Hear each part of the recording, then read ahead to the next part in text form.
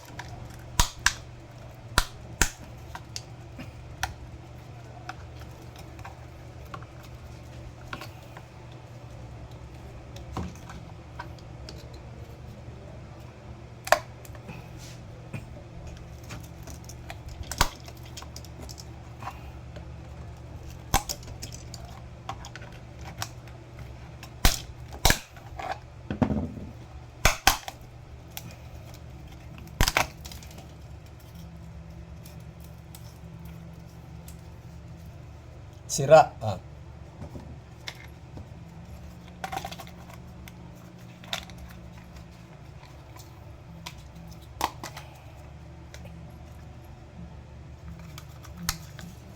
So, ilalagay na natin.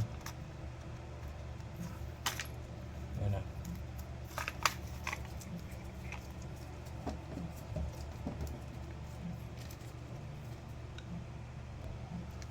Ito guys, ipapalit natin bago na. Bago na. Kasi nagluloko na ito. Ito nagluloko. So, madali lang pala pag-repair ng ganito. Papalitan mo lang ito. Ayan o. Ito isasalpak mo lang dito. Pag sinalpak mo dito, okay na yan. Kaya kung gusto nyo mag-ayos ng ganito, huwag kayo matakot mag-assemble nito kasi madali lang. Ito o. Itong alambre na to, itong wire na to. Pag dudugtungin mo lang o.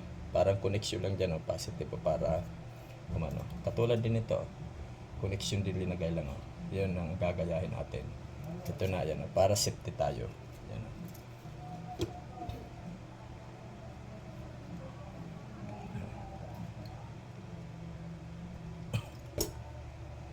Dali lang ang pag-ayos. Dali lang pag-repair. Kaya lang, talaga pag-repair mo, natural talaga, masisira na ito. Panibago na.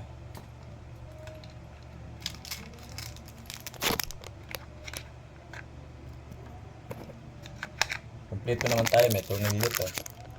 Yan, isasalpak na lang. Kaya para sa gusto mag-repair nito, hindi nyo na kailangan magkuha pa ng electrician. O kaya ano, kahit mismo kayo, kayang-kaya nyo ito, madali lang. Basta susundan lang ninyo yung pattern. Lapit na yan. So guys, ito may tinatanggal pa rito. Ayan o. Tinatanggal to. Tapos, ipapasok naman dito.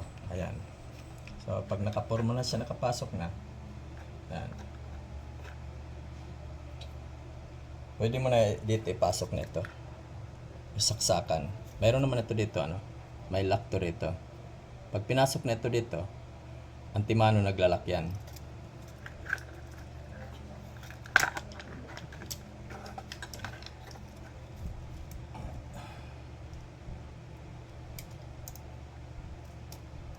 Katulad niyan guys, lock na.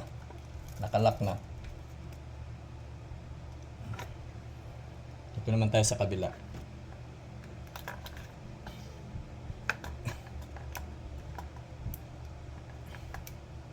Ayan guys, nakalock na yung dalawa.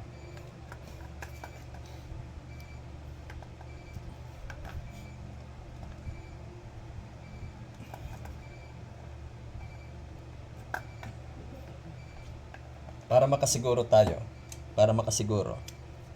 ilock natin dito. Pero nakalock na. Yan. Para talagang sure na siya. Ito nakalock na, okay na. So ito pwede natin siya ipasok.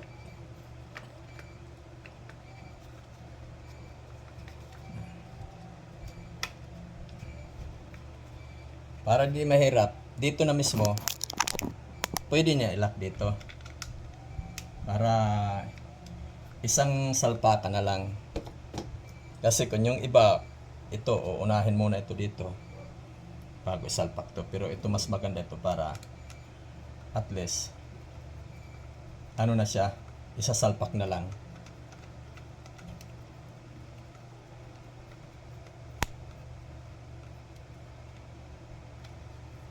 So ganito lang ka-easy, ganito lang ka-basic ang pag assemble nito at saka pagkabit ng saksakan.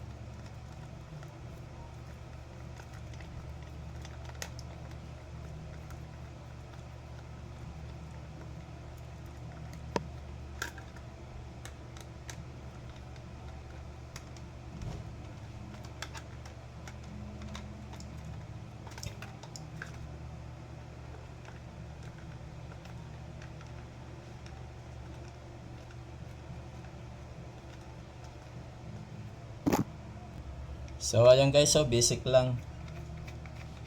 Tornilyo lang katapat.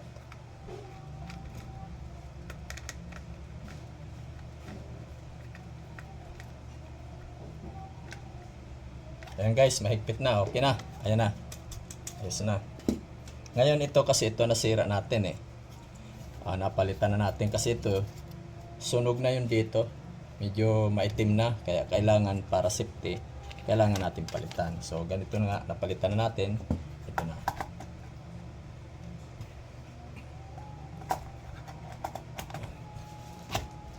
Ayan guys okay na, nakita nyo, basic lang. Basic lang. Ayan na. Saka itong pinakahuli. Ito yung pinakahuli. Ito na isasalpak natin dito para maging maayos tingnan. Ayan guys So okay na, nakalak na. Susubok na natin ngayon saksakan.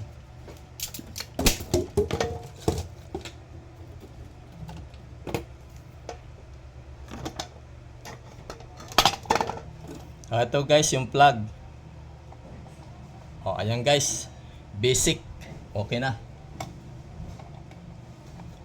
Basic, ayos na. Ngayon isusubok natin yung electric fan.